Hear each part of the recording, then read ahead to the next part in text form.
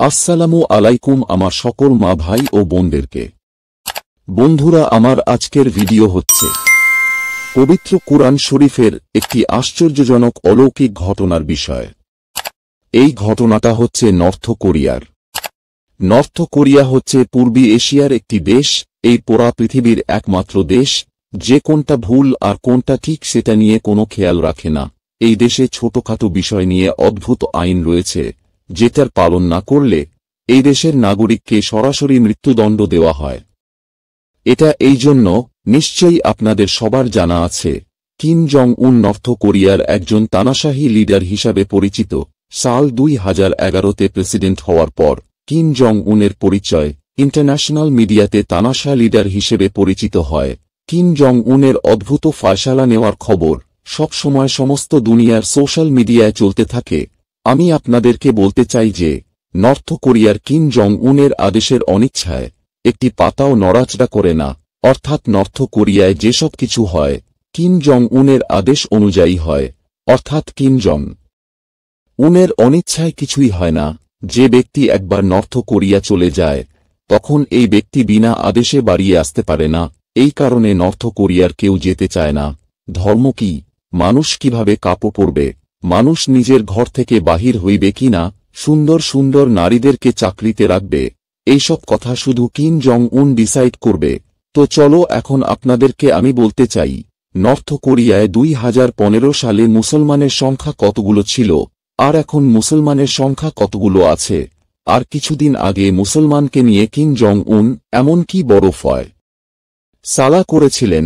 বন্ধুরা, একটি ওয়েবসাইটের রিসার্চ মতো 2015 সালে নর্থ কোরিয়ার সর্বমোট আবাদি ছিল 2,61,00,000 ছিল, যেটির মধ্যে 4,11,000-এর আবাদি ইসাই ধর্মের ছিল, আর ঠিক এতগুলো বৌদ্ধ ধর্মের মানুষও ছিল।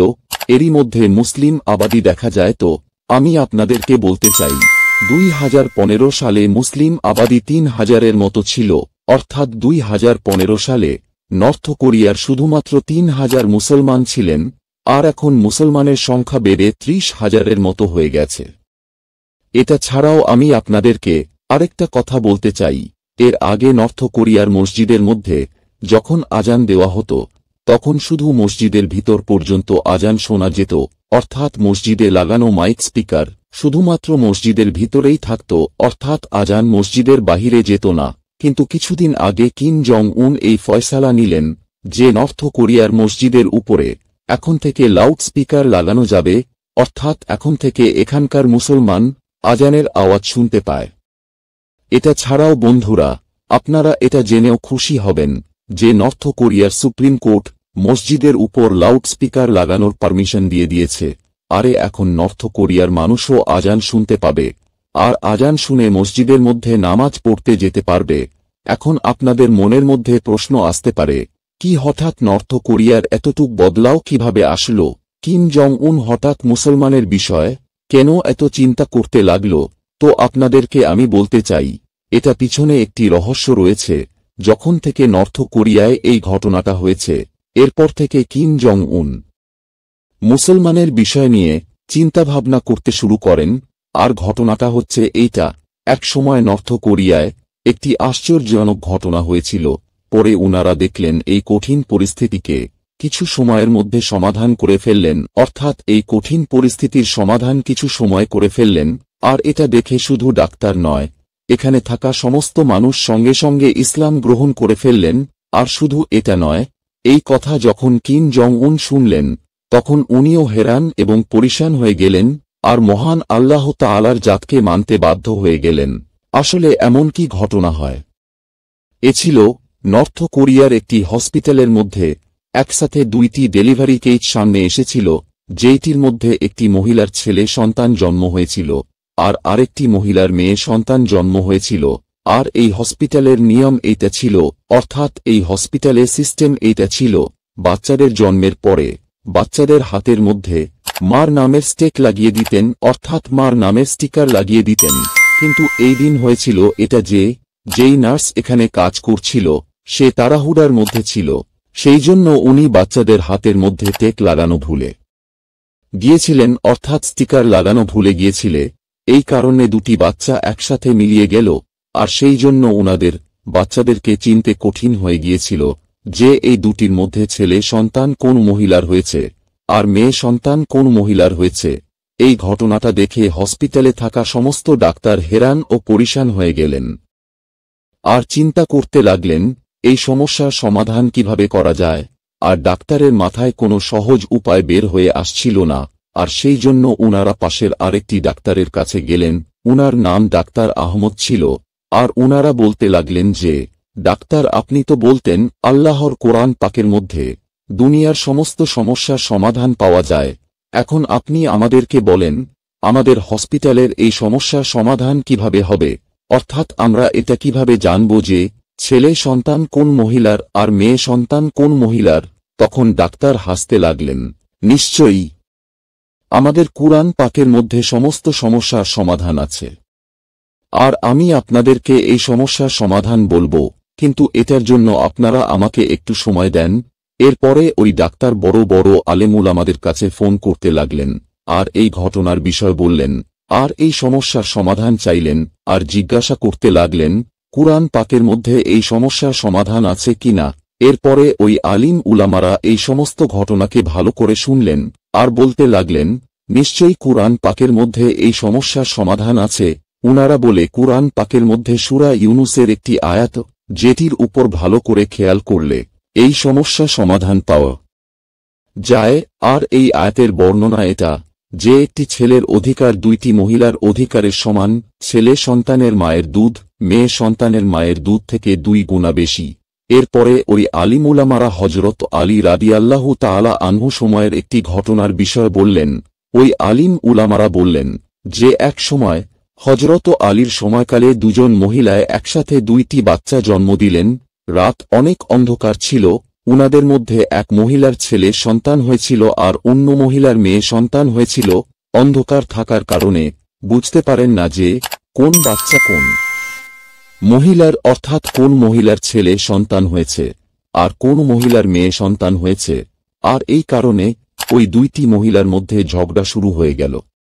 আর ওই 2 মহিলা বলতে লাগলেন যে ছেলে সন্তান আমার। আর এই কারণে এই বিষয়টি অনেক গম্ভীর হয়ে গেল। এরপরে ওই 2 মহিলাকে হযরত আলী রাদিয়াল্লাহু তাআলা আনহুর দরবারে পেশ করা হল। হযরত আলীর সামনে 2 মহিলা বলতে লাগলেন যে ছেলে সন্তানের মা আমি। হযরত আলী রাদিয়াল্লাহু তাআলা আনহু 2 মহিলার কথা মনোযোগ দিয়ে শুনলেন। এরপরে হযরত আলী রাদিয়াল্লাহু তাআলা আনহু বললেন, তোমরা 2 জন একটু একটু করে তোমাদের বুকের দুধ আমার সামনে নিয়ে আসো। এরপরে ওই 2 মহিলা গেলেন আর নিজের বুকের দুধ একটু একটু নিয়ে আসলেন। হযরত আলী ওই 2 মহিলার দুধকে ওজন করলেন আর দেখলেন একটি মহিলার দুধ অন্য মহিলার দুধের চেয়ে 2 গুণ বেশি। আর এইটা দেখে পরে উনি বললেন যে মহিলার দুধের ওজন বেশি, অর্থাৎ যে মহিলার দুধের ওজন বেশি ছেলে সন্তান ওই মহিলার। এই ফয়সালা শুনে লোকেরা হযরত আলীকে জিজ্ঞাসা করলেন, আপনি এই সমস্যার সমাধান একটু সময়ের মধ্যে কিভাবে সমাধান করে ফেললেন? এরপরে উনি বললেন, কুরআন পাকের মধ্যে ইরশাদ হয়েছে, মহান আল্লাহ তাআলা ছেলেদেরকে সব জিনিসের মধ্যে ফজিলত আদা করেছেন। আর সেই জন্য আমি ফয়সালা করেছি যে মহিলার দুধের ওজন বেশি থাকবে ছেলে সন্তান ওই মহিলার। আর পরে ওই ফয়সালাটা আমি দিয়েছি। বন্ধুরা, আলিম উলামাদের এই কথা শোনার পরে ডাক্তার আহমদ ওই ডাক্তারগুলোকে কুরআন পাকের এই বিষয়ের কথা বললেন আর এটার বিষয় বিস্তারিতভাবে বললেন। তখন ওই মুসলিম ডাক্তার বললেন, কুরআন পাকের কথামতো এই 2 মহিলার বুকের দুধকে ওজন করা হবে। যে মহিলা দুধের ওজন বেশি হবে ছেলে সন্তান ওই মহিলার। পরে ওই 2 মহিলার দুধ ওজন করা হল। পরে দেখা গিয়েছে প্রথম মহিলার চেয়ে দ্বিতীয় মহিলা দুধের ওজন 2 গুণ বেশি। ভিটামিন আর গ্লুকোজের মাত্রা প্রথম মহিলার চেয়ে ওই মহিলার 2 গুণ বেশি। তো বন্ধুরা, এখন এই বিষয়ে সমাধান হয়ে গিয়েছিল যে ছেলে সন্তানের মা কোন মহিলা আর মেয়ে সন্তানের মা কোন মহিলা, অর্থাৎ ছেলে আর মেয়ের ফয়সালা হয়ে গিয়েছিল। মুসলিম ডাক্তার ওই ডাক্তারগুলোকে বলল, আমাদেরকে কুরআন পাক বলে দিয়েছে এক ছেলের অধিকার 2টি মহিলার অধিকারের সমান। আর এইসব দেখে হসপিটালের ডাক্তাররা এই কথা বুঝে গেলেন যে বিজ্ঞান আর ডাক্তার কোরআন পাকের পিছে, আর কুরআন পাকের মধ্যে দুনিয়ার সমস্ত সমস্যার সমাধান আছে। তখন ওই ডাক্তারগুলো ইসলাম গ্রহণ করার জন্য ব্যাকুল হয়ে গেলেন, কিন্তু এখনও উনাদের মনের মধ্যে একটু সন্দেহ ছিল, যেটার জন্য উনারা ছেলে সন্তানের ব্লাড আর ছেলে সন্তানের পিতার ব্লাড টেস্ট করতে চাইলেন।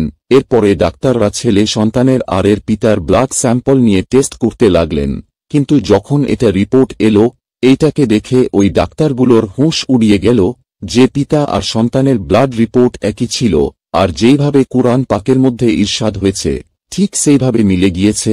এইসব দেখে ওই সকল ডাক্তাররা ওইখানের মধ্যে যেই কালিমা পরে ইসলাম গ্রহণ করে নিলেন। আর শুধু এটাই নয়, পরে যখন এই কথাগুলো হসপিটালে বাহিরে ছড়িয়ে পড়ল, তখন আরও অনেক মানুষ ইসলাম ধর্ম গ্রহণ করে নিলেন।